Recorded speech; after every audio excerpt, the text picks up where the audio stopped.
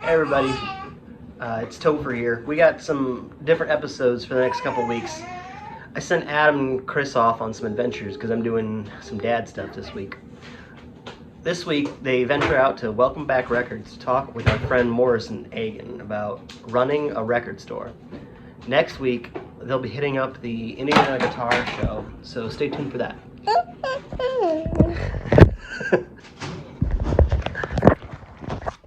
As always, be sure to like and subscribe or leave a comment on whatever platform you prefer. Be sure to check out our Teespring store for merch and check out our Patreon as well. All of those links will be in the descriptions. And now, on to the interview. Thanks, everybody. Hey guys, this is Adam from Woodwire & Watts, and we are here with Morrison Agen in his new record store, Welcome Back Records. It's nice to see you. Thanks so much for having me. We'll go right into some questions and see where it takes us. Sure. Previously you owned Neat Records, Mm-hmm. and then kind of stepped away from that. So how did you decide to kind of jump back into the record business and open a new store? Well, sure. So I sold Neat in 2019, and the purpose of doing that was, wasn't that I was sick of the record business or anything like that. I had another company that I was starting up that did something totally different. I was developing an audio device that would be used for home theater, for television and film, and to kind of increase the clarity of sonics and things like that of different receivers and televisions and things like that. And just as we were starting to get our first round of kind of friends and family funding, it happened to be in the middle of March of 2020. And I don't know if you guys heard about this thing called COVID-19. Yeah. Sounds familiar. Puts a wrench in things. Yeah. So that kind of stopped us in our proverbial tracks. And since then, I worked as a producer at Berry Street Records and, did some soundtrack work for some folks and did some, audio editing and then started building record racks for people, and that kind of took off. And, eventually as the couple years went on, what I was seeing from my friends who were still in the industry was that their stores, like in 2021, were doing better than ever. In the midst of this COVID lockdown and things like that, like every one of them was in the black, which is not necessarily the case in normal circumstances. Like things were just really, really popping off. And so to me, it just felt like, you know what, this is a thing that, A, I know how to make a living doing this. And B, I had heard from a lot of customers and people in the community that just like, hey, we kind of miss you being in the community, and we, if you were thinking about coming back, it'd be a great time to do it. So I just started looking around for spaces, and this space in the iconic and infamous Wildwood Liquors building in downtown Fort Wayne on Broadway was available, and I reached out and talked to the new owners of the building, and they were open to seeing the, showing us the building and saw our vision and what we wanted to do and went from there. And so one of the things that's interesting about this that's different is that I partnered with actually my stepdaughter and her partner, who run Dead Stock Vintage, and so they do vintage clothing and shoes. And I do Welcome Back Records, which is, of course, records and music gear and things like that. And it's a really, really great partnership because our clientele, there's like maybe a 70% crossover, where about 70% of her clientele and 70% of my clientele are shopping at both stores, as it were. And so, and it adds to both of our client bases. So it's really interesting. Yeah, I bet probably somebody who knows that, they're getting vintage clothes probably will come in here going, oh, hey, there's records here too. Uh-huh. Yeah, it probably happens a lot. Yeah, and vice versa. Just Yeah. like, oh, are you guys selling shirts and stuff like that? Yeah, absolutely. Do you think that's partly like a sense of maybe like nostalgia with vintage and vinyl and? Well, so vinyl has both new and used has been climbing back up slowly but surely since like 2006. You know, so I still hear from people all the time, man, these records are really making a comeback, aren't they? I'm like, yeah, for like the last 15, 16 years, you know, like we took like a 15-year break as a country from buying records, and then it kind of kick-started back up, and I think honestly as a backlash against MP3 culture, you know. I know there's been. No, go ahead. I know there's been, like, with the whole COVID thing, like, you were talking about how all these other companies are still in the black because of it. So, like, what we've seen is these collector markets have skyrocketed.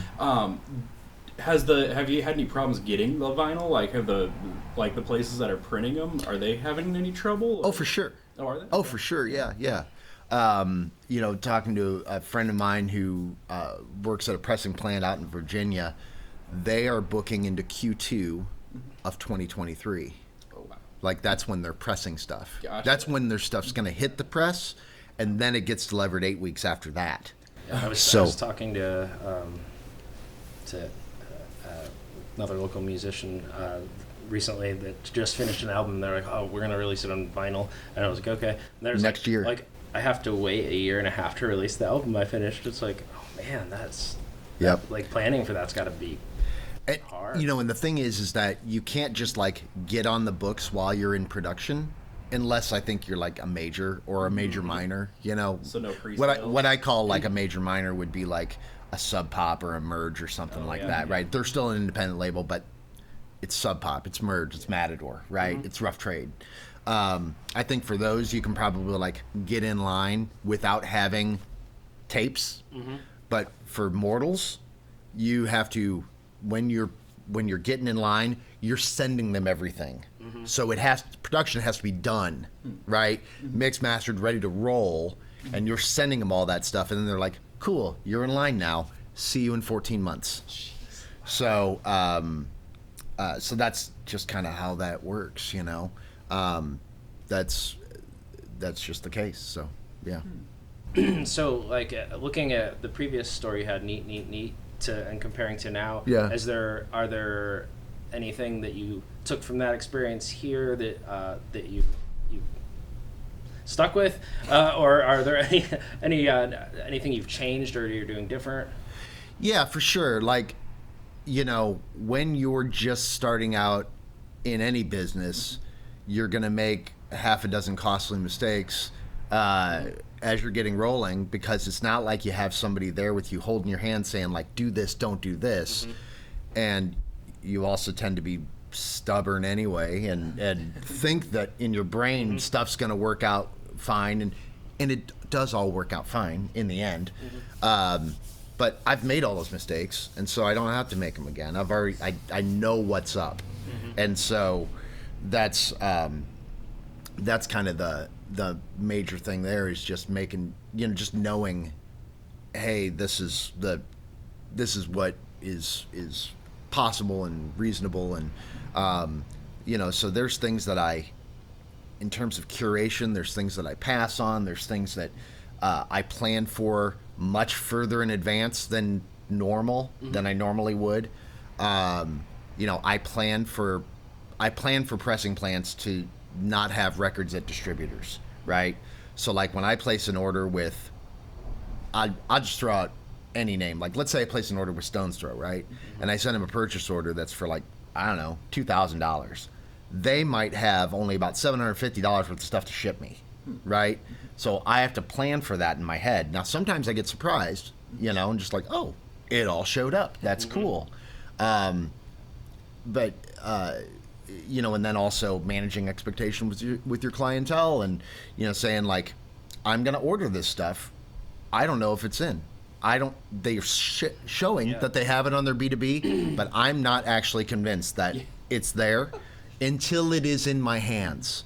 When it leaves there, it's going to take a week and a half to get here, and just on and on and on. So, yeah. And you don't know how many people are ordering it at the same time, other stores. Exactly. You know, we got a couple thousand record stores in this country, and not everybody is doing business with everyone. Right. You know, my thing has always been, like, I want to do business with as many places as I possibly can, because it tends to allow me to curate a little tighter, and it also allows me to keep my prices low for the customers who are coming in.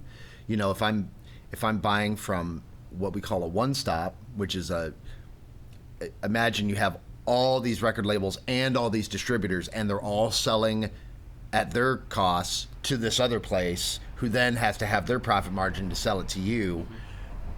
You know, those costs tend to be higher, and so that makes your cost on the floor, it can add $4 or $5 to a record, right? And the difference between, you know, buying a record for $21.99 on the floor or $27.99 on the floor might make the difference between somebody picking it up and saying awesome, or picking it up and saying and putting it back in the rack. So I'd rather people walk home with records than not. So That totally makes sense. all day. You were talking about like not making the mistakes that you know you might have previously, Right. But you said your stepdaughter who's doing the dead stock vintage. Do you have a direct hand in that? Like, are you guiding her? Or has she had a business before? No, she's not. Okay. She's 19. Oh, okay. I So didn't this know is that. her first shop, Okay. and so I'm not a member of her LLC or anything like that. I'm not a part owner in Deadstock at all. That is her and her partner Isaac Sparks. Her name's Caitlin Dostal. They're great kids. They really do some fantastic work, and they have a really keen sense of curation and what they put on their floor. But I do mentor them. I give them ideas of, like, if it was me, here's what I'd consider. You know, like, they have a $5 rack over there now. Like, I told them, like, a $5 rack will pay your rent. Yeah. You know, like, and those are the things that when you're buying 300 pounds of clothes, there's going to be 100 pounds of that's like, it's probably not going to hit your wall, you know, but it's like your dollar records, you know, and there are people who just come just to buy dollar records. They're not looking in the tops of the racks at all. They're just like, I want to dig and see how many copies of whipped cream and other delights you have, because I'm looking to cover my wall with Herb Alpert records, you know, like, who knows? Or if you remember, let me have every piece of Irish folk music you have. Yeah, right. Yeah. Yep. Or I remember those from Fort Wayne know who Ben Carr is. Yeah, of course. You know, he came in and bought like 40 Barbra Streisand records from me at one shot. It wiped me out of Barbra Streisand. I was like, thank you, Ben. Because that's stuff that just shows up, you know what I They were mean? there for a reason. Yeah, that stuff just shows up. So 40 records, $15. yeah, right. You know, yeah. It's just like, man, I was thrilled, and you know, just like I've told any of my staff here, is just like, person who's coming up and buying a bunch of big band or Barbra Streisand or something like that, something super common. They're just as important to our business as somebody who's like a major head, you know, somebody who's like buying all the Stones Throw hip hop or buying stuff off the high end wall or whatever, you know. They're just as important part of our business model as anybody else's. So yeah. I noticed seeing on the social media thing that you're dabbling in selling some music gear. Yeah. It looked like saw some pedals and effects and things like that. Is that a market you're trying to get into, or is it just kind of a? For sure, yeah. So I have a really long history of selling audio equipment with Neat. I sold lots of hi-fi, lots of turntables from Music Hall and Project and Denon and Pioneer and Marantz and Kenwood and all the big players, and lots of receivers, lots of speakers. I carried Wharfdale and I carried Emotiva and Yamo. I carried those guys for years and lots of stuff like that. And so in the era of COVID, I also taught myself how to really get in and repair gear on a component level. So I have quite a bit of stuff that kind of needs a little bit of love, and so I'm in the process of putting together a service counter here so I can dig in and do some component level repair. Big shout out to X-Ray Tony B. If you are even kind of interested in like learning how to repair Marantz receivers, Pioneer stuff, really weird oddball stuff that doesn't have a schematic or a service manual, X-Ray Tony B the way he educates people is like a 5-year-old could figure it out, and it's awesome. Oh, that's cool. But he taught me a lot, and I owe him a ton, whether he knows it or not. I'm assuming here in town. No, he's out in Pennsylvania. Oh, okay, he's a gotcha. YouTuber and Okay. Patreon guy and stuff like that. Nice, And so okay. he's fabulous. He's Look that fabulous. up. I literally, the first receiver I ever did, I did a full recap and transistor swap on a Pioneer SX1050, literally watching his 5-part video series and just doing it all the way through, and it turned out perfect. Turned out perfect. All right. Yeah, Okay, it was- it's something I got to look up. Then. Yeah, he's killer. He's killer. So that gave me a lot of confidence to be able to get into stuff and start doing repair work and stuff like that. But I've also been, a guitar player and a bass player for a long time, and pedal nut and stuff like that. And so there's really not another place in town where, you can kind of do, used pedal swaps and stuff like that. And we carry the third man stuff too, like that Bumblefuzz. That's a bad bitch, man. That thing is a killer. It's awesome. Is that the knobless one? Yeah. Just turned it on and that's it, and it's wild. I played one of those at Third Man in Nashville. Yeah. a few years Yeah, back. it's That was fun. cool. It's fun. Yeah. So, but yeah, like, I love doing stuff like that, and if something shows up, it's a little squirrely, I can generally get into it and make it right, and even stuff that doesn't really have service manuals and stuff like that is not all that hard, unless it's something that's like itsy bitsy tiny components like Line 6 stuff. It's like all wave soldered and everything's like the size of a grain of rice. Like, okay, well, probably not doing that one. That's probably like the boards are probably cheaper just to replace that on those. Right, yeah. Or It's just replace the whole it's device, all yeah. it's all itsy bitsy tiny wave soldered, stuff, and When it comes to what as far as records and vinyl goes, do you have like certain like niche that you try and sit in, or do you just kind of do everything? Yeah. So first off, I want to carry records that my clients want to buy. Period. There's things that I personally love. I also know that just because I like it means absolutely nothing. Right? There's plenty of stuff out there that that I like that does not have a market here in this city. That's the nicest way I could possibly say it. So limited marketing opportunities. Sorry, my capitalism is showing. But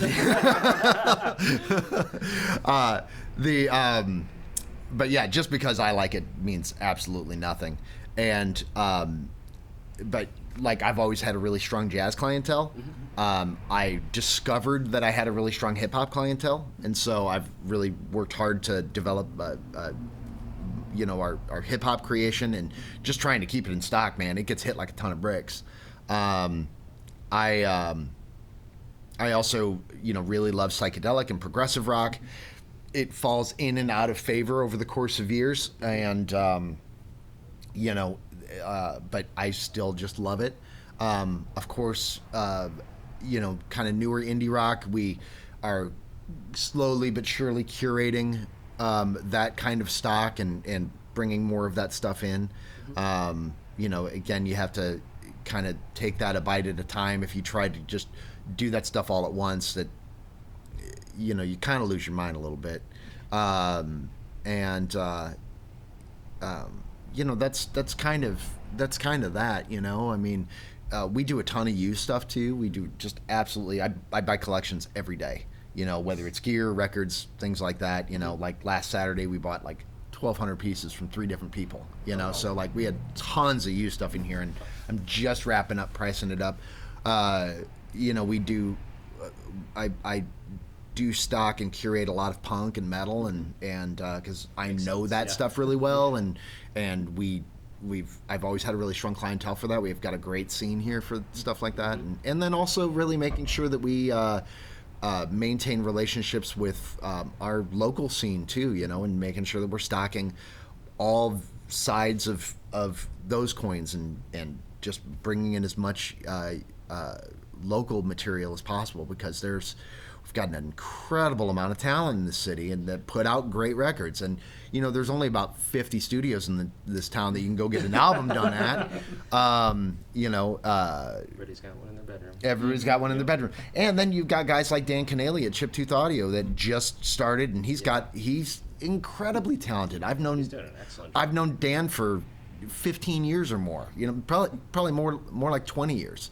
I've known Dan for a really, really long time, and he's a very talented cat, and who's doing really, really cool work. He's kind of picking up the mantle of where Berry Street Records left off, because Scott Rottler just moved to Nashville and is now part of Wild Feather Records, or Wild Feather Recorders, and then before that, where Jeff Montgomery and Ensemble Room was at, you know, who did all the great punk and metal records in this city. You know, did Graves of the Endless Fall and did Grave Robber, did of course Fog, and just tons of great stuff in here. So yeah, there's lots of yeah. He also did a Macabre record that was really cool. You know, it's the only Macabre record I like. So, but yeah, there's you know, we've got some really, really, really great recording studios in this town. Of course, Jason Davis with Off the Cuff, who's, you know, a full analog studio. He just moved into a new location. He'd be a great person for you guys to interview. Dan Connelly. Yeah, did you? On. Okay, yeah. Dan's great. Jason Davis would be great. He's been doing it for a really long time. He did Addison Agen's first record. He did James Drifter's record with me. He'd done Left Lane Cruiser and you know, all the Pete Dio stuff, and just tons of really, really good stuff. So yeah, he's a very sharp cat. Kind of change of pace here. So being someone who's done vinyl for a long time and has a good background with audio, like hi-fi gear and all that, for somebody who's getting into vinyl, who's going out to buy their first actual physical media, like, do you have like recommendations to start for like a record player? Oh, sure. You know. Yeah. So, first off, I'm never gonna like shit on somebody's turntable that they already have. You know, I'm gonna play the records very well after that. but yeah. But you know, there are certain turntables that you can get that will ease your frustration with the media, because it's, you know, this is a physical media. It requires you know, a physical manipulation of the media, and so, you know, a lot of the suitcase players, and I guess I'll throw it out to, you know, Crosley, and they're like, you know, and let's be fair, like Crosley doesn't actually make them. They get made overseas, and Crosley brands them. And that's the same thing. Like, if you see anybody with that style, they're all coming from the same factory, right? They're just like, it's either Crosley or Victrola or whatever, whoever bought what name, right? Because like Crosley used to be like a big radio brand name, right? And then somebody bought the brand and the imagery. Same with Victrola, same with Allen and Heath is actually like that. Allen and Heath used to be a funeral home. And once a business in the UK, once a business is out of business for a certain amount of time, somebody can buy that name, and that was just like literally somebody just like, okay, I'll buy Allen and Heath, and then they made mixers and shit. So yeah, That's awesome. yeah. Oh, I love that. So yeah, that was a story that I heard many years ago. So, so those turntables, the major complaint I get is that when people are buying new records, like new albums, not necessarily classic records, but like the new whatever, that those units will skip. The problem is that those new records tend to have a much greater bass response, and those cartridges that are in there are a fairly antique style of ceramic cartridge. The cantilevers tend to be very, very stiff, and you cannot adjust the weight on them. It is what it is. So it might be 5 or 6 grams of downforce or more, when really it should be like 1.5 grams, 2 grams, right? So my recommendation is, I always, when I talk to people about audio equipment, I tell people, look, any audio system is 3 components, and I don't care whether it's a Crosley or whether it's the theater at the Clyde. Doesn't matter, right? You have a source, which would be like your turntable, this microphone, an 8-track player, whatever, some sort of amplification, which we can call a receiver, an integrated amplifier, preamp, whatever, some sort of amplification, and then loudspeakers. And that's it. And a Crosley has all of those in one. A console has all of those in one. It's just huge and cumbersome and probably don't work. And so I generally recommend what we call a component system. Turntable, receiver, and speakers, right? And so we've had pretty good luck actually with some people who want to cut out kind of one of those pieces. Like maybe they're going to use a set of powered speakers that have a volume knob on them, and then go from a turntable that has a phono stage built into it. So they can go from the phono stage directly into the powered speakers and still have a volume knob. Cool, man. That'll work, right? Generally like an entry level first, Fisher Price, my first turntable kind of thing, would be like the Audio-Technica ATL P60, right? They're like $120, something in that neighborhood. They have a switchable phono preamp built into them. And let's talk about phono preamps in just a second. Okay. So just because I want your listeners to understand what that means. And then they can go into powered speakers or whatever, and that's a reasonable system. So when we talk about phono stages, Chris, would you grab that silver box up there for me? Yes. Yeah, it's just sitting right on the right-hand side of that counter. Yep, that guy right there. Yep. This is just a generic, rudimentary phono stage. And so when you're coming off of a phono cartridge, it is a much lower output level than a line level device, right? Like a CD player or anything like that. So it needs a lot of gain. A line level device puts out roughly a volt. Okay. A moving magnet phono cartridge puts out 5 microvolts. Between 3.5 and 7.5, but in the middle, 5 microvolts. Needs a bunch of gain, right? Like 40 decibels of clean gain, right? So a box like this, if you have a receiver that doesn't have a phono input, or if your turntable doesn't have a switchable phono stage, will do that for you. So it just has moving magnet input, little ground knurl for the ground wire, because you got to put that in, because if you don't, you'll know. Yep. And then your line level RCA outs that go to the line level input on your receiver. If you use this and then plug it into where it says phono on your receiver, it will sound like the apocalypse because it's then going through 2 gain stages.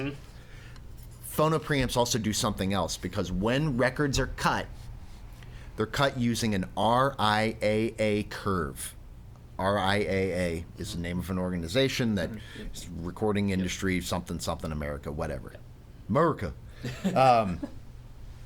And so what that is, at the frequency point of 1K, there's a slope that cuts your bass frequencies by 15 decibels and heightens your high frequencies by 15 decibels.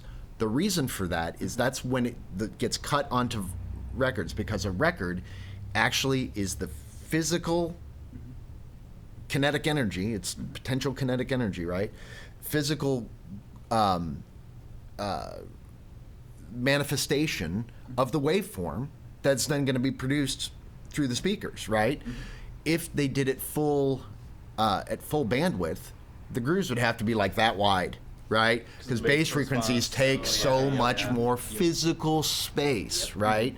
So they cut that by 15 dB. They heighten the high frequencies by 15 dB because high frequencies don't take that much space, right? Like a 20 hertz sine wave is 60 feet long, right? For a 20 hertz sine wave to be heard in a room, that room's got to be 60 foot long for it to make that cycle, right? So when it goes back through this, that frequency curve is flipped. So it adds back that 15 dB of bass, cuts that 15 dB of high frequency, then gives it that 40 decibels of gain, and then it comes out sounding flat, right? You have to have that RIA curve. You have to have that gain. I cannot tell you how many phone calls I have taken from people who said, I plugged this turntable into my receiver and I don't hear nothing.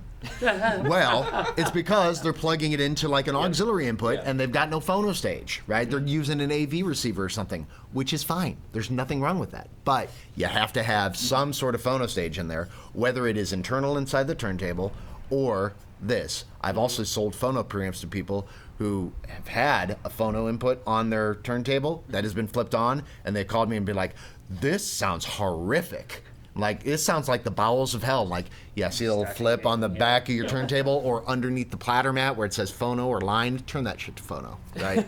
And then it's like, oh yeah, that sounds real good now. Thanks, man. So, yeah, no You kidding. love those easy fixes. Yeah, and that's like 90% of the time.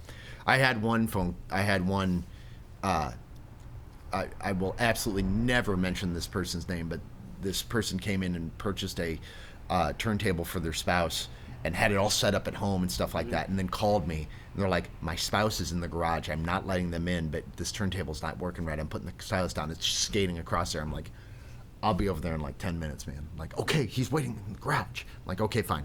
So I go over there, go in the front door, and then I pulled off the stylus guard off the cartridge, and then put it down and said, okay, cool, that's great. And she's like, oh my God, I feel so dumb. I'm like, don't worry about it. It's okay. You're like one of the lucky 10,000 today, right? You just learned that that's the case. So Never forget it. You'll never forget it. It's fine. it. So, yeah, it's an easy mistake to make. Don't worry about it. You're not the only one. So, anyway. So, yeah, there's, but then, I do get phone calls that are, not that any phone call or any question is illegitimate, but, that there have been, like, legitimate problems with a piece of gear, and their question is like, oh, yeah, man, that is in fact really screwed up, like let me come out and take a look and do it. So anyway, I hope that answered any of your questions. So your question was Do you turntables. House calls? I've done house calls for sure. I'm doing a house call after this. I gotta go look at a collection. Fair yeah. enough. So Yeah. So yeah, that's like ATLP 60 is like kind of your where you get started, and then. There's lots of really great 70s and 80s manual turntables that are out there. There are some good fully automatic turntables where you push a button and tone arm will lift over. You just have to be kind of careful because all that automatic operation, those are the things that are going to get screwed up. The more moving parts you got, the more maintenance it takes. And then also when you're looking at vintage gear is like vintage cars. They need some love, right? They're going to need service on occasion. You got to change the oil. You got to, make sure you're doing a transmission flush. You got to make sure all the nuts and bolts are tight, And I tell that to everybody who buys a piece of vintage gear, like, this is a great piece of gear. You will need to service it at some point. So just keep that in mind, right? Oh, you want to talk about the history of the building a little bit? Oh, yeah, for Please. sure. Let's do that. I was wondering about this. Yeah. So we are in the former infamous Wildwood Liquors building, and this was initially it was a Giant grocery store, like the brand name Giant. Okay. Back in the 60s, right? And so starting in 1980, Wildwood Liquor started, and it was infamous for being held up all the time. Part of it is now, when I say this, there's some people who are in the liquor business who get offended, but when you have what I would call a predatory business, and not saying that everybody who's in the liquor business is predatory, but you can be predatory and be in the liquor business, and this one was one of those places. It's open till 3 o'clock in the morning, and they're real cash heavy. You're developing a culture that lends itself to that, right? All the people are walking around here strapped, and one of the guys who worked there for like 15 years, he literally lost a finger, got shot off. He said, we never got held up before 1 o'clock in the morning. Never once. Nothing ever happened before 1 o'clock in the morning. Between 1 and 3, forget about it. It was Wild West in here. So we'll get a shot later, but I have one of their 25th anniversary shirts that says, shoot on into Wildwood Liquors with bullet holes on the back. We'll get a shot of that, and I'll give you a tour of some of the bullet holes that are actually in the windowsills and in the door frame. They're still there. In fact, I'm very sure that there's a shell still sitting in the door frame. Wow. So when I decided on this building, I had a lot of people who were real concerned for my safety, like, man, you know, that building's got a bad history. I said, yeah, we close at 7 p.m., man. Like, we're not going to have that problem. No. Yeah, so the guy came in who he'd worked here for 15 years, lost a finger, and just telling me about all the crazy hijinks. So when this building was privately owned by the people who own the liquor store, there's a few apartments upstairs. Those were sold. The Cap and Cork company bought it primarily, I think, to buy the license, the liquor license, and pass that along to one of their other stores, and then also take the inventory and disperse it, and then sold the building almost immediately to a guy who actually lives upstairs, who was going to turn this into a barber shop, and then he had a bunch of health problems and wasn't able to do that. So it sat empty for like 6 or 7 years, with the iconic signage outside that people have been asking me if they can purchase. So things along those lines. So we've just been. So I looked through tax records to see who owned it and reached out to the folks and just said, hey, have you ever considered renting out the retail portion downstairs? And they're like, oh yeah.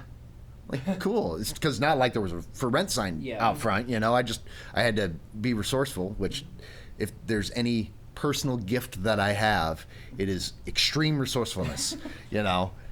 Finding the people who do certain things and trading favors. So I then got a chance to see the building. I was looking at a couple of other places too, but this just like kind of sang to my soul a little bit. Great parking lot. I'm imagining like some really cool summer parties out there, you know, and it needed some love, you know, like we painted the ceiling that took like 10 days and 11 gallons of paint. Wow. It was a lot of work to do that. I never want to do that again. Yeah, this was a drop ceiling in here before. It is a drop ceiling. Oh, okay. Oh, wow. You can't tell because I painted it black. Yeah. It is drop ceiling. Above that is fairly unattractive. So normally I despise drop ceilings, and if it would have been feasible to do so, I would have pulled that all down and went all the way up.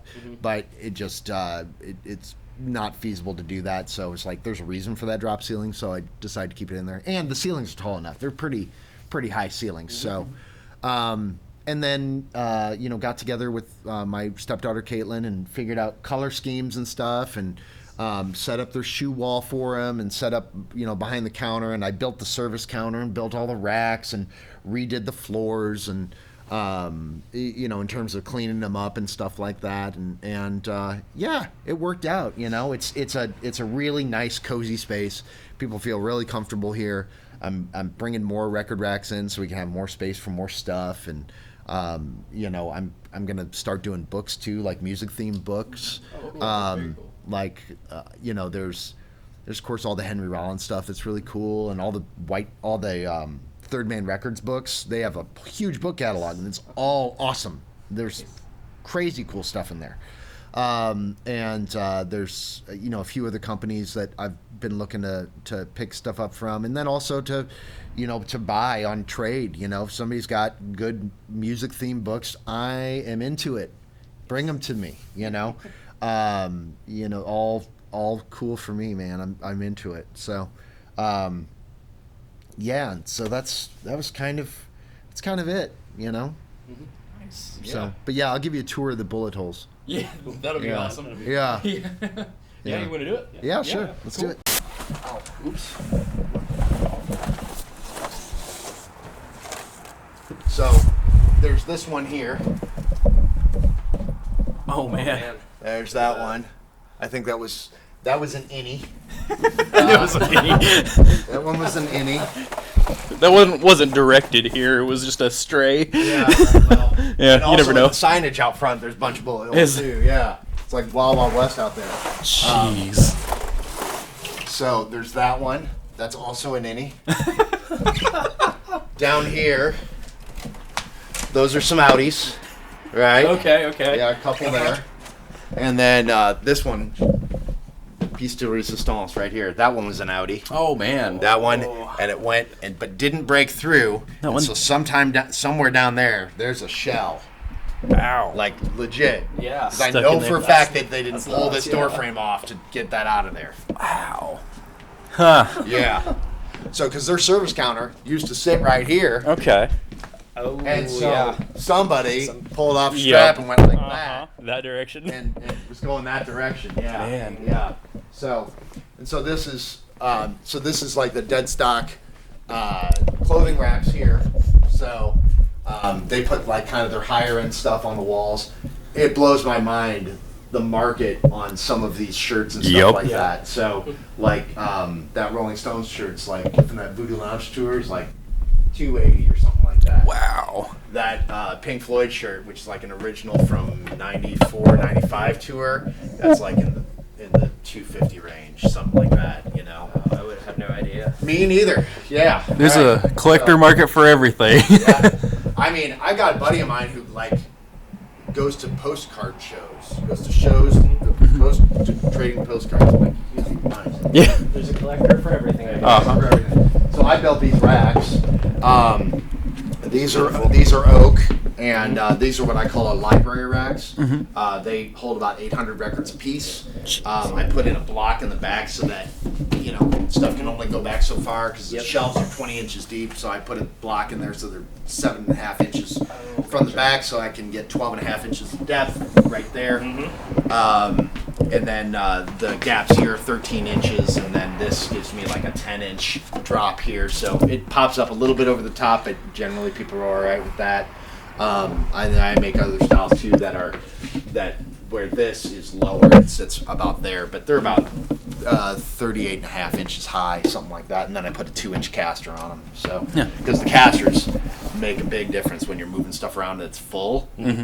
Oh, bruh. Like they get heavy. Records weigh about 10 ounces a piece times 800.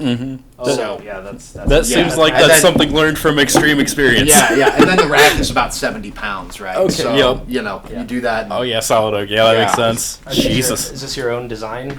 Well, this style is my own design. It's cribbed off of another style that is kind of a commonly known quantity out there in the world. Like it's called like the Audio Karma rack because somebody posted these on Audio Karma, and now there's been thousands and thousands made from those plans. Did you build the ones at Neat too, or I just? built probably half of those. Chris built the other half. Gotcha. So, Okay. Yep. I'm with you. I built like 30 of them. Okay. Yeah. So and I made 18 for here. I still have like 4 or 5 that need to get still. They're like done. They just need assembled and brought over. So. Gotcha. Okay. Yeah. So, but this is all third man stuff here. Like everything in this rack is all third man, including the books and stuff. Man, they've been busy for this last couple of years. They put out a ton of stuff. Really? Like some of my favorites from the third man stuff, aside from like all the amazing blues reissues that they've done, including the Screaming Jay Hawkins, which is a really rare bird in the wild. Of course, we all have kind of seen this once or twice, but having a really nice clean reissue of that is cool. The France Gall reissues are just fantastic. Okay. Those are really cool. We've got the 65, 66, and 68 reissues that are really cool. Of course, I love all the live at third man stuff. They've been putting out the Boris records, which are really cool. We've always done really well with Boris. Like those are super, super cool. This is Static, which is a band that was the guy from Negative Approach, his band in the late 70s. And then, of course, all the Melvins reissues with Stag. And they're now doing Sleep, too, with the Sciences and a few other things. And Red Cross and this Patsy Klein box set is really cool. This is, it is. It's like all of her Decca stuff that she did from 60 to 63. It's a really, really, really cool collection. So if you're into that, and we sell Patsy Klein records all the time, man.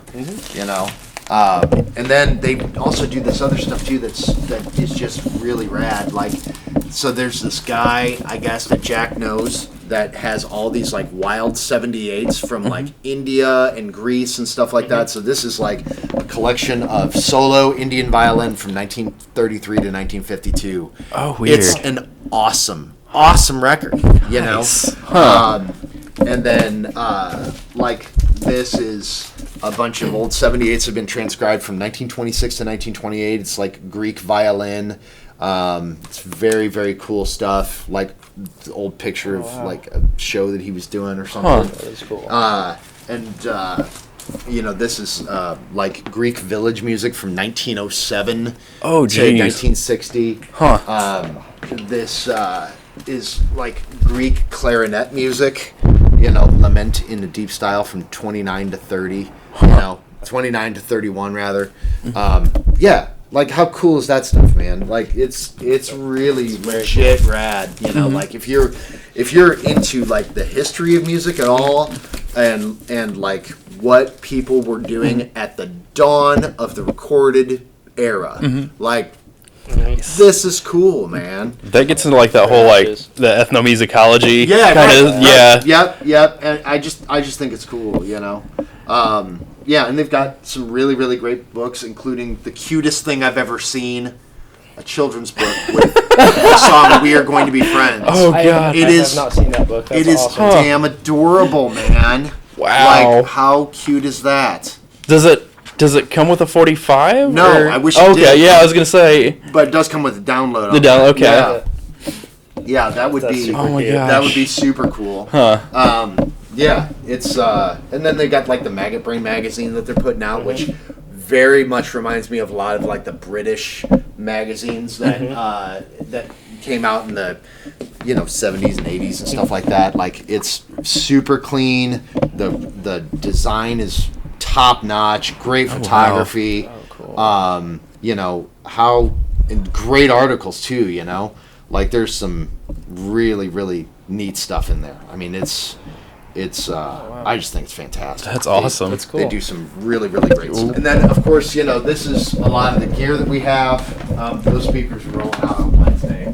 But, so I do a lot of the repair of stuff that comes in. A lot of this stuff has come off of a pallet from Japan. So if you are, let's pretend for a moment that you're Japanese and one of your parents or your uncle or your aunt or your grandparent passes away.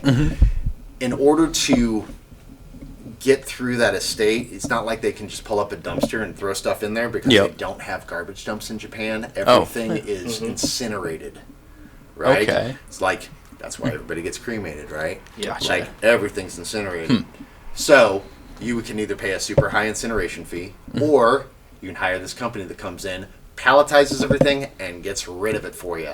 Ow. This is a pallet of estate stuff from Japan. And so a lot of it shows up, and it needs some pretty serious love. Some of the stuff needs more love than anybody's going to be able to give it. But some of the stuff is like pretty cool, like this. And the power requirements are close enough that a lot of them, the power supplies will still work. Yeah. No problem. But like all these I rolled through yesterday, they all need love. This might just need a belt because the belt gets that icky crustiness. But that Tascam Porta Studio 424, I think that once it gets a belt change, that one's going to be good to go. This Crown D60, I haven't plugged that in yet, but I need to do that on a pair of speakers that I don't care about very much.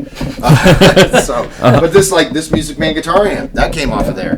And from what I understand, like Music Man, they were just like, sure, we'll just put the power on there. It'll be fine. Like if it's 100 watts or 100 volts, 50 hertz, it's gonna work fine. So don't worry about it. So. But yeah, that's I still have to plug that in, but I got to replace the end on the cable because the ground got yanked on it. Yeah. So I got to replace that end. But aside from that, that's those old Music Man amps sound pretty good. Yeah, they sound real good. I mean, it's more or less Fender. Yeah, right. Yeah, it's a 265. So yeah, it's cool, man. So yeah, It's some cool stuff. But yeah, that's about it. Hey everybody, Chris here. Just wanted to say thanks again to Morrison and Agen for letting us check out Welcome Back Records. If you are listening on one of the audio platforms, you might jump over to the YouTube side to check out the tour we did with Morrison of the store. It's pretty cool. I didn't end up putting that in the audio side since I didn't figure doesn't do y'all any good if you can't see what we're looking at. Anyway, that's been our episode for this week. Again, next week's going to be a short episode. We're going to be at the Indiana Guitar Show, so stay tuned for that. Thanks!